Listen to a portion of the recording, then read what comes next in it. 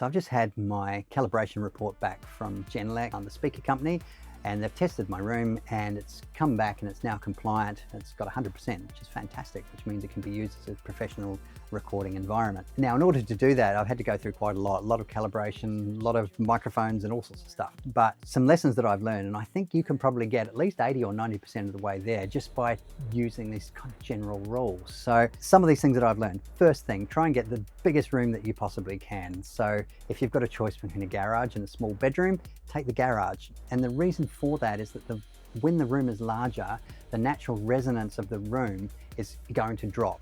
So when you're in like a 3-meter space, you're looking at something like around 50 hertz as the natural resonant frequency of that room. That's going to impact your sound. You're going to be mixing according to that. When you get into the larger spaces, like 7 or 8 meters, it's dropping down almost like around 20 hertz or so, and you're not going to hear it. So it has no impact on the coloration. So in order to find out what those modes are, take the speed of sound, which is 343, and then divide that by 2 times the length or width or height, and then that will give you the mode or that natural hertz resonant frequency in that direction. And so then you know that the kind of frequencies that you're going to have to deal with. You're probably going to have bass 40, 50, 60 hertz. You deal with that by putting bass traps in, and the bass traps go in the corners, so all 4 corners if you can, and then also up the back. Make it as heavy as big and thick as you can get. Now, I would advise for bass traps going somewhere professional to get it done, because they can be tuned to the resonant frequency. You can tell them what the modes are of your room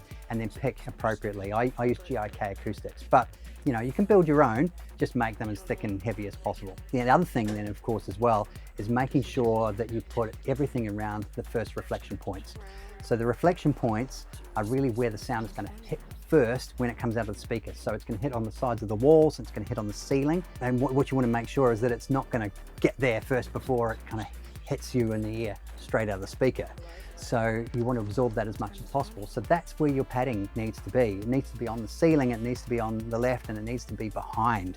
You don't need to necessarily worry about padding your entire wall. It's just going to make the whole room sound like a mattress, and nobody's going to hear themselves or want to come in there because it sounds weird. Getting those first reflection points. Now, I said about the ceiling being important. So that was one of the biggest causes when I was testing my room, was that it had a big null. Now, nulls are difficult to deal with because the nulls are effectively cancelling it out. When I put a nice big bass trap right above my speakers there, it was a 50 hertz tuned bass trap, all of that went away and I effectively got nice flat kind of results. So those are things I've learned. Make sure you know your first reflection points. Don't forget about the ceiling. Get the biggest room you possibly can and understand your room modes. If you can get some like professional bass traps, that would really help too.